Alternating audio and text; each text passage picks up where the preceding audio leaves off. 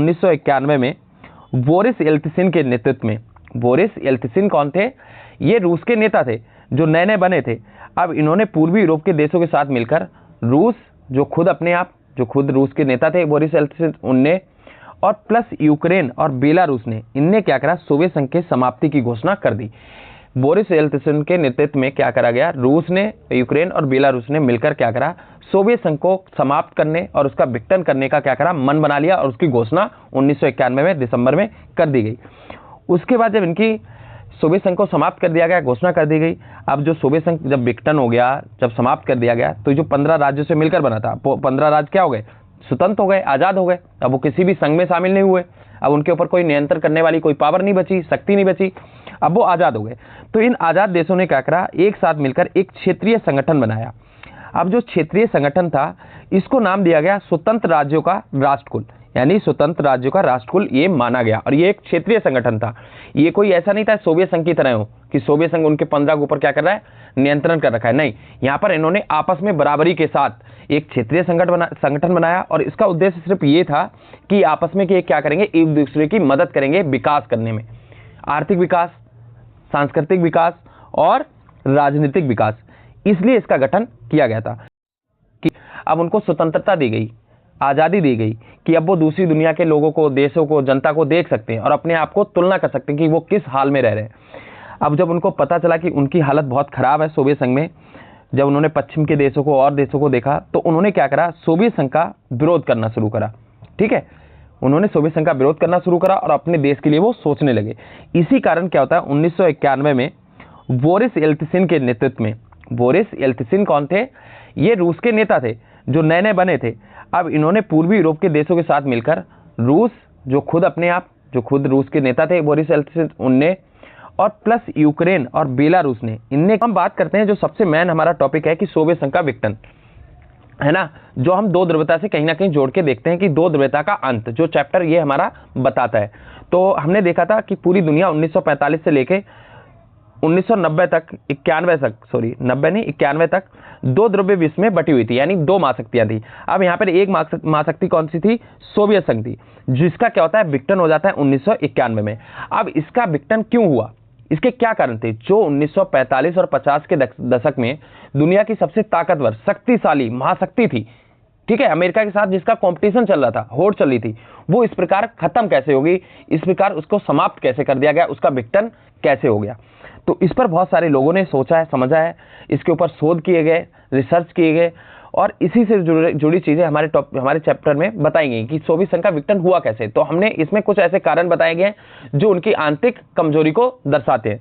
जैसे कि देखते हैं, सोवियत संघ के विघटन का कारण पहला था लोगों की आकांक्षाओं को पूरा ना कर पाना।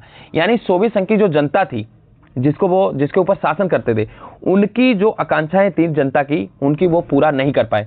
मैं आपको बता दूं, सोवियत संघ की जनता की ऐसी हालत हो गई थी कि वो लोग, आकांक्षाओं की तो दूर बात है, उनकी भावनाओं, उनकी इच्छाओं को कोई सुनने वाला नहीं था। वो अपनी इच्छाओं को, भावनाओं को, आकांक्षाओं को दीवारों पर कार्टून बनाकर व्यक्त करते थे। अभिव्यक्त करना जिसको बोलता ना, सबके सामने रखना, तो वो दीवारों को बताते थे, दीवार के सामने बोलते थे, लिखते थे।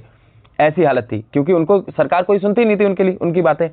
तो उन्होंने दीवारों पर कार्टून और चित्र बनाकर अपनी भावनाओं को व्यक्त किया। उनकी जरूरतों को पूरा नहीं किया जा रहा था। उनकी मनो आकांक्षाएं होती है ना, जो मन में होता है कि इंसान कई आकांक्षाएं रखता है अपने मन में, उनको पूरा नहीं किया जा रहा था। तो ये भी कहीं ना कहीं बहुत बड़ा कारण था, जिसके कारण जो वहाँ की जनता थी वो गुस्सा हो गई, उसके अंदर होता ना क्रोध भर गया। किसके खिलाफ? सोवियत संघ के खिलाफ, और उन्होंने इसका विरोध किया। निरंकुश नौकरशाही का शिकंजा, यहाँ पर एक जो शासन व्यवस्था थी वो निरंकुश हो गई थी, एकदम डिक्टेटर बन चुकी थी। जो कम्युनिस्ट पार्टी का शासन था वो एकदम नौकरशाही हो गया था। यानी वहाँ की जो कम्युनिस्ट पार्टी के नेता थे वो सिर्फ वहाँ पर शासन करना जानते थे, वहाँ की जनताओं की समस्या, जनता की दिक्कतों को, उनका निवारण, उनको सोल्व नहीं किया जाता था एक तरीके से। क्योंकि ये पार्टी अपना एक उन्होंने फ्रेमवर्क बना लिया था 1945 से लेकर, जब भी ये 1922 में जब सोवियत संघ बना था, जब से लेकर उन्होंने क्या कर रखा था, एक संरचना बना ली थी, एक व्यवस्था बना ली थी, उसी पर वो काम करते हुए आ रहे थे।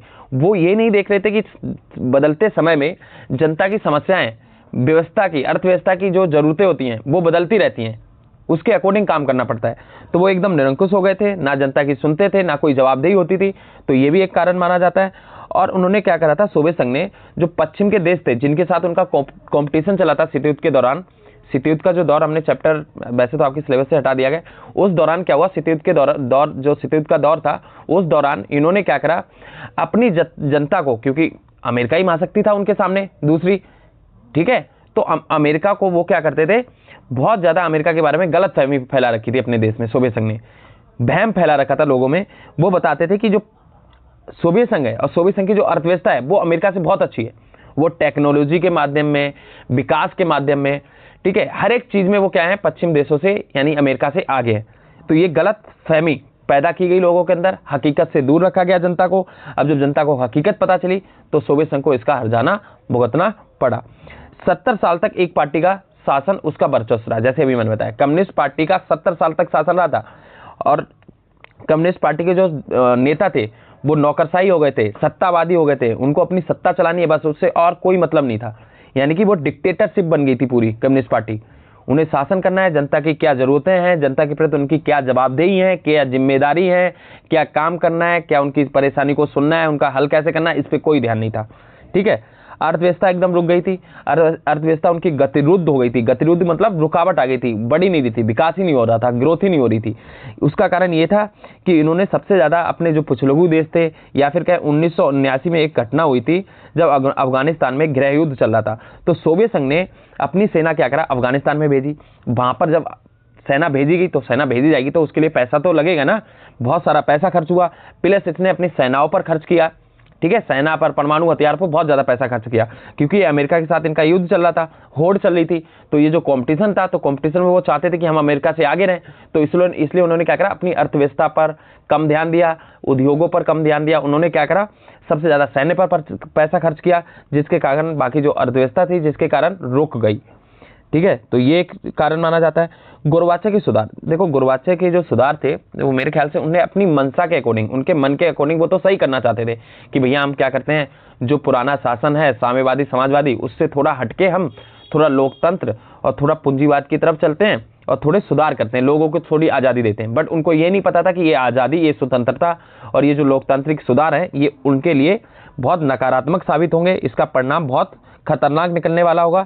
तो कहीं ना कहीं गोरबाचेव के जो सुधार थे उनका कहीं ना कहीं जो परिणाम था वो सही नहीं निकला, वो गलत निकल के आया, क्योंकि वहां की जनता को जब स्वतंत्रता आज़ादी मिली तो उन्होंने क्या करा, इसका विरोध करना शुरू करा। जब विरोध कब करना शुरू करा, जब मिखाइल गोरबाचेव ने सुधार किए, ठीक है। और रूस का दबदबा, यहाँ पे एक कारण ये भी माना जाता है, जो 14 गणराज्य थे, बाकी रूस को निकालने 15वां जो हमारा रूस था उसको निकाले तो 14 गणराज्य जो थे उनको ऐसा लगता था कि रूस को सबसे ज्यादा शक्ति है, रूस के पास सबसे ज्यादा पावर है, उसका वर्चस्व है सोवियत संघ में, और जो 14 गणराज्य हैं वो पीछे हैं, उनको दबाया जा रहा है, उनका शोषण किया जा रहा है, बट उनके ऊपर ध्यान नहीं दिया जा रहा है जितना रूस के ऊपर दिया जा रहा है। तो एक ये भी कारण माना गया। फिर इसमें लास्ट देंगे कि जो गणराज्य है उनकी जनता में क्या हुआ, जो 15 गणराज्य थे उनकी जनता में कहीं ना कहीं अपने देश के लिए प्रेम उभरा, उन्होंने सोवियत संघ के बारे में सोचना कम कर दिया, उनको अपने देश की लगने लगी, चाहे यूक्रेन हो, यूक्रेन की जनता को ये लगने लगा कि भैया जो यूक्रेन है वो ही हमारा देश है, उसी के भले के बारे में सोचना है, अब सोवियत संघ के बारे में नहीं सोचना है, इन्होंने हमको क्या कर रखा है, नियंत्रित कर रखा है अपने अंदर, और ना ही हमारा भला करना है, ना ही हमारी समस्याओं को, परेशानियों को हल करना है। तो उनके अंदर क्या हुआ, राष्ट्रवादी की भावना पनपी, साथ ही साथ संपूर्णता की भावना आई। अब वहां की जनता ने गणराज्य, जो गणराज्य थे, देश थे 15, उनकी जनता ने यह सोचा कि हम एक ऐसा देश बनाएंगे जहां पर हमारे खुद के नियम, कायदे कानून और निर्णय लिए जाएं, ठीक है, खुद अपनी मनमर्जी चले। तो इसके कारण क्या हुआ, सोवियत संघ का विरोध किया गया और सोवियत संघ का विघटन हो गया।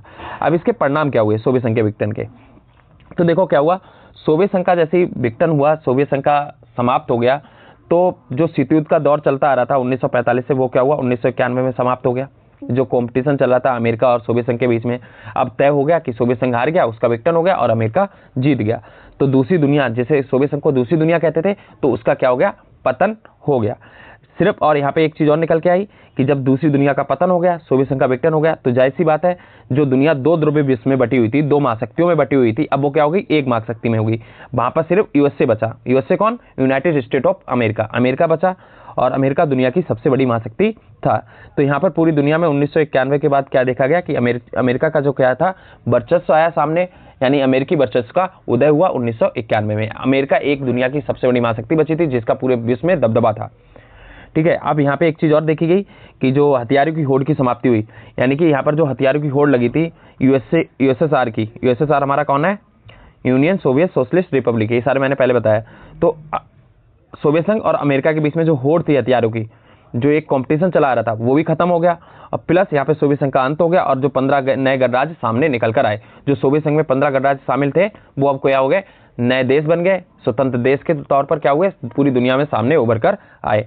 अब यहाँ पे देखें, जो विश्व बैंक और अंतर्राष्ट्रीय मुद्रा कोष, ये कुछ संस्थाएं हैं, अंतर्राष्ट्रीय संस्थाएं जो सभी देशों के हितों में काम करती हैं, सभी देशों को आर्थिक से जुड़ी मदद देती हैं, आर्थिक मदद देती हैं, आर्थिक सलाह देती हैं, पैसा देती हैं, कर्ज। तो ऐसी जो संस्थाएं थी उनकी ताकत पूरी दुनिया में सामने नजर आई, ठीक है। और बहुत सारे देशों को ऐसी संस्थाओं ने सलाह दी उनको अपनी अर्थव्यवस्था को विकसित करने के लिए। तो यहाँ पर हमें एक चौथा पॉइंट क्या मिला कि जो विश्व बैंक, अंतर्राष्ट्रीय मुद्रा कोष जैसी कुछ अंतर्राष्ट्रीय संस्था थी, उनकी स्थिति मजबूत हुई, देश ने उनकी सलाह मानी और उनका वर्चस्व दुनिया में स्थापित हुआ। अब रूस जो था वो क्या हुआ, सोवियत संघ का उत्तराधिकारी बन गया। यानी रूस सोवियत संघ के विघटन के बाद जितनी भी जो पुरानी परंपराएं थी वो सब रूस के पास आ गई। जैसे एक बेटा होता है ना, जब बाप के मरने के बाद बेटा के हाथ में सारी चीजें आ जाती हैं, ऐसे ही रूस को सोवियत संघ का बेटा माना गया, उत्तराधिकारी माना गया। तो जितना भी, जैसे कि सुरक्षा परिषद में स्थायी सदस्यता वो रूस को दे दी गई, वीटो पावर भी रूस को मिली, और भी बहुत सारी संधियां थी जो सोवियत संघ की थी, अब वो रूस के हाथ में आ गई। और विश्व राजनीति में क्या हुआ, शक्ति संबंध बदले। जैसे पहले विश्व राजनीति में क्या चला था, 1991 से पहले सिर्फ 2 महाशक्ति थी जिनका दबदबा चलता था, वर्चस्व चलता था, पूरी दुनिया इन दोनों में बटी हुई थी। अब सारे देश क्या हो गए, अपने अलग हो गए, स्वतंत्र हो गए, आजाद हो गए। तो यहाँ पर क्या हुआ, शक्ति परिवर्तन हुआ कि अब पूरी दुनिया में जो शक्ति थी वो बदल गई। 2 देशों के हाथों से हटकर अब सभी देश क्या हो गए, अपने आप को विकसित करने लगे, सबका अपना पॉइंट ऑफ व्यू, अपनी ताकत सामने उभर कर नजर आने लगी। और यहाँ पे एक जो सबसे बड़ा पॉइंट है वो है समाजवादी विचारधारा और पूंजीवादी विचारधारा।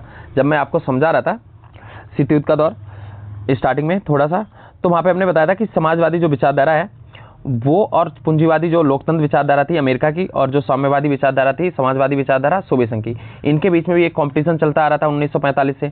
अब यहाँ पर ये भी क्लियर हो गया कि भैया पूंजीवादी लोकतंत्र और उदारवादी विचारधारा सबसे बढ़िया है, क्योंकि इसका विघटन नहीं हुआ।